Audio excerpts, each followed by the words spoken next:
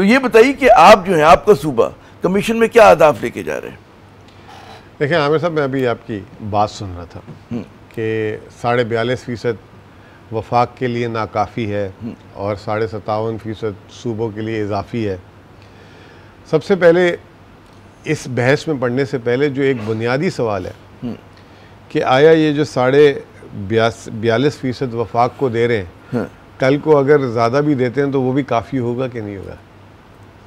तो आप बताएंगे हमें भाई। अब उसकी वजह यह है कि ये 42.5% का इस्तेमाल कैसा हो रहा है। अब देखें, मैं आपको छोटी चंद एक चीज़ें गिनवाता हूँ। SOEs का जी 1500 अरब से ज़्यादा का नुकसान है। हाँ। ठीक है जी। फिर 2022, ज़्यादा पीछे ना जाए, 2022 में मुल्क में सूद की अदायगियों की जो थी रकम थी वो सालाना थी 3,900 अरब रुपए। ठीक है। जो 2024 में 9,800 अरब हो गया। यानी कि सिर्फ सूद की अदायगी में 6,000 अरब रुपए का इजाफा 2 सालों में कर देना। अब कल को ये 10,000 अरब से 15,000 अरब चले जाए तो फिर इनको और जितना भी दे देंगे कम पड़ेगा। तो अच्छा, अब बात यह कि सिर्फ सूद की अदायगियाँ और तमाम सूबों को कितना पैसा मिलता है? तमाम सूबों को जो है कुल मिलाकर जो है 6,500 से 7,000 अरब मिलता है और सूद की अदायगी में 10,000 अरब आप दे रहे हैं। तो मतलब सबसे बड़ा जिन कौन सा हुआ बोतल में? सूद हुआ। ठीक है ना। उस पे आपने क्या उसकी अदायगी के लिए आप मजीद सूद लेते हैं, मजीद कर्ज लेते हैं और फिर जब शरह सूद साइकिल है हमारा। तो उस पहले तो तवज्जो इंटरनल रिस्ट्रक्चरिंग पे कर लेना कि हमें यहाँ से पैसे बचाने हैं या ये हमारा जो है बहुत आगे खर्चा बढ़ गया। हालांकि आप देखें, जुल्म देखें कि 2022 के लेवल पे सूद आ गया, जो 11%, थोड़ा सा ज़्यादा, उस वक्त 10% के करीब था। लेकिन सूद की अदायगी जो है इस साल भी 8,200 कुछ अरब है।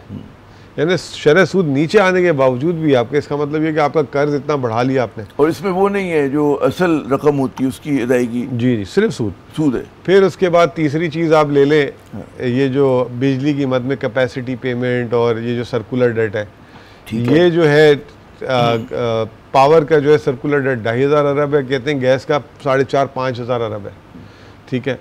अब ये तमाम मामलात आपने ठीक नहीं कर रहे अपने। फिर उसके बाद आप आगे चलें, जब 18वीं तरमीम हो गई थी, आपका काम था कि उसी वक्त जो आपके खर्चे जो सूबों ने करने थे वो आप आज तक उसको लेके बैठे हुए। कोई कहता है मिसाल के तौर पे हायर एजुकेशन, एजुकेट से निकला हायर एजुकेशन, ठीक है, दे देते आप सूबों को उसी ज़माने में कि आप जाने, आपका काम जाने कि इसको आप करें। तो इस तरीके से बहुत सारी जो मिनिस्ट्रीज़ थी जो डिवॉल्व होनी थी वो उन्होंने डिवॉल्व नहीं की। ठीक है ना। वो क्यों लेके बैठे रहे? सिर्फ ये कि हेल्थ की मिनिस्ट्री क्यों लेके बैठे हुए? ठीक है ना। सिर्फ ये कि कंट्रोल ऊपर रहे, हम थोड़ा सूबों के साथ चिट करते रहे। तो ये बहुत सारे, अगर इन सारों को आप जमा करें तो ये एक बहुत बड़ी रकम बन जाती है। ठीक है ना। सिर्फ 6,000 आपने बड़े कहते हैं अहम बुनियादी नुकात उठा दिए। लेकिन मैं एजुकेशन के मामले में सूबे पे, अब सूबे मैं कह रहा हूँ एजुकेशन के मामले में मैं तो खैर एक सिलेबस वाले का कायल हूँ कि भाई एक होना चाहिए। सूबों में डिवॉल्व होके कोई बहुत ज़्यादा अच्छा नहीं हुआ। हमने देखा हमारे यहाँ हायर एजुकेशन का बहुत ही सफ़र किया है जब से सूबों के पास गई। लेकिन ये बात आपकी बिल्कुल ठीक है कि जी खर्चे और जैसे सूद की अदायगी हो गई, SCA हो गए, उनको कम होना चाहिए। लेकिन ये मुझे याद है कि जब PTI की हुकूमत थी और मेरी आपके सीनियर से उस ज़माने की बात हुआ करती थी, वो भी NFC पे इतराज़ किया करते थे कि ये फॉर्मूला ठीक नहीं है और उसको तब्दील होना चाहिए।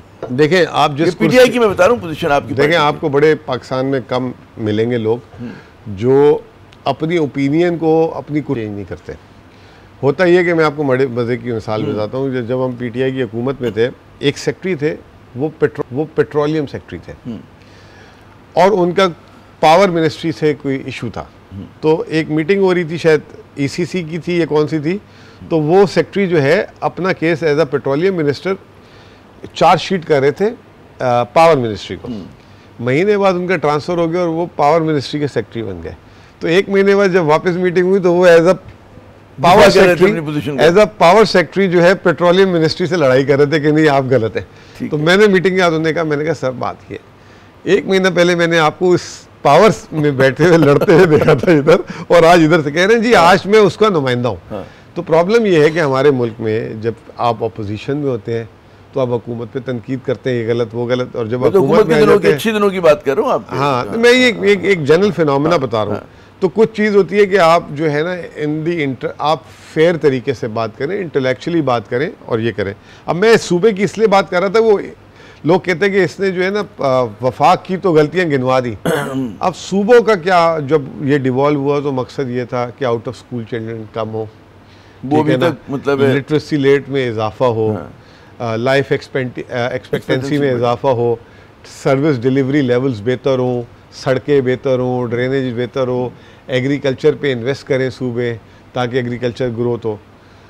आई बिलीव के सारे सूबे फेल हो गए उसमें। मेगा फेलियर है, मेगा फेलियर है। 38% आपके स्टंटेड बच्चे पैदा होते हैं भाई, स्टंटेड बच्चे पैदा हो रहे हैं, ठीक है ना।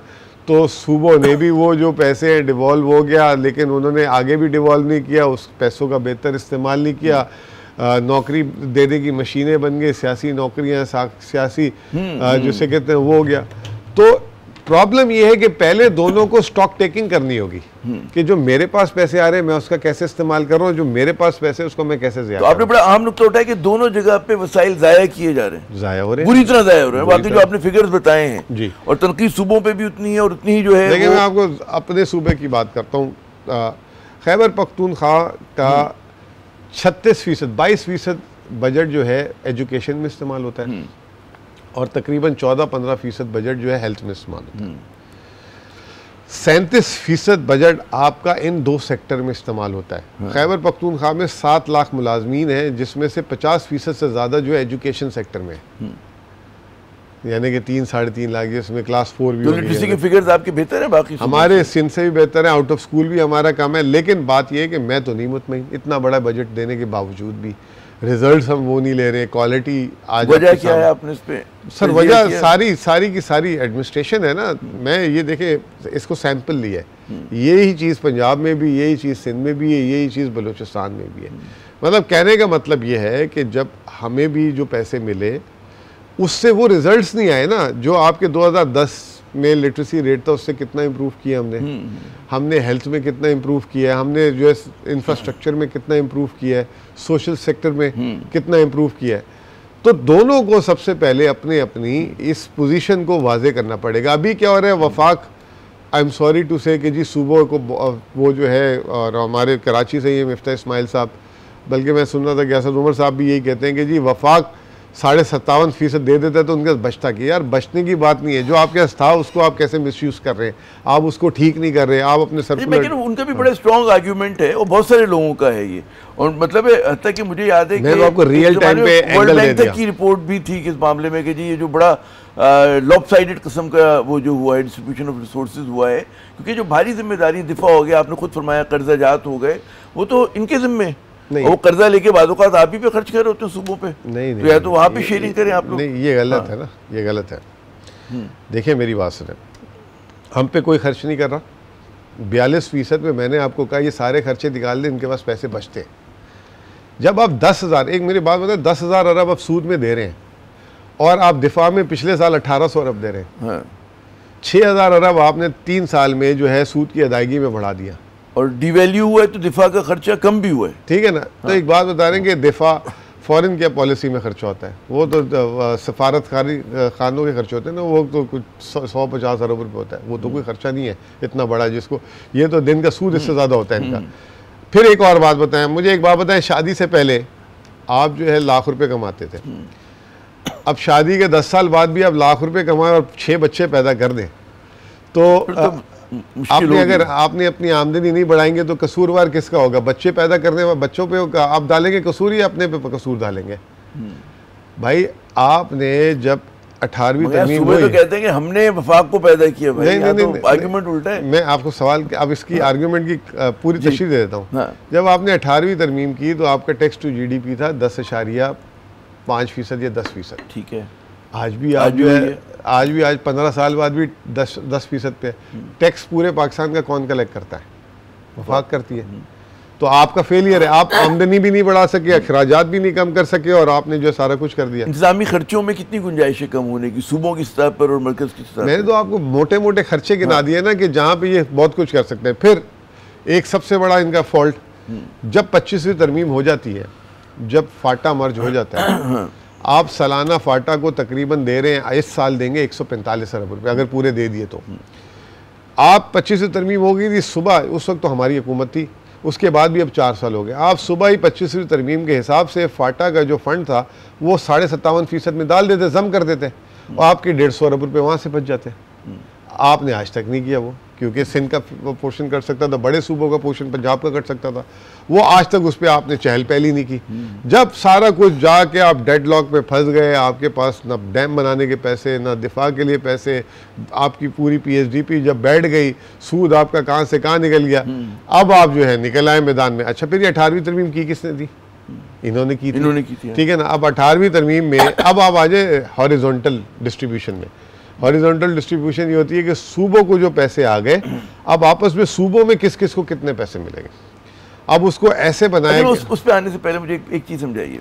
आपने कहा कि जी हम 22% जो है तालीम पे खर्च करते हैं, 24-25% जो हम हेल्थ पे खर्च करते हैं, 14-15% हेल्थ पे, 22% तालीम। चले, हाँ सॉरी, मैंने गलत सुना या मुझे गलत याद है। 14-15% जो है आपने हेल्थ पे किया ना। इसमें ज़्यादा जो है वो मतलब है कि पेंशन तनख्वाहों पे खर्च होते हैं, या मतलब है कि लोगों पे खर्च होते हैं, प्रोजेक्ट्स पे खर्च होते हैं?